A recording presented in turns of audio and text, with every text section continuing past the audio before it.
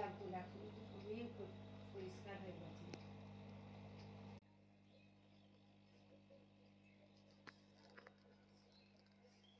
কত দিলে? 10 টাকা করে তো। হ্যাঁ, ভেতর দিকে এলে 20 টাকা নেয়।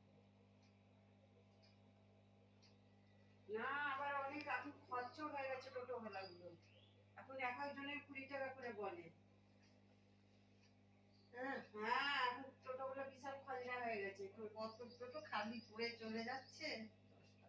আমাদেরই বাড়ি যাওয়া একদিন সন্ধ্যাবেলা এরকমই গ্রুপ হতে বড় ডেকেছিল দুজন, এলাম এরকমই বাড়ি থেকে বেরোলাম, বেরিয়ে দিয়ে গেলাম, ও বাবা টোটোর উপরে চাপছি, বলছে 20 টাকা করে নেবো, আমি যাবো না, যাও।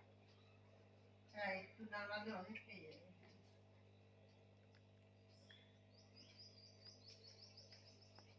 20 টাকা করে, 10 টাকা করে যায় আর 20 টাকা করে দেবো?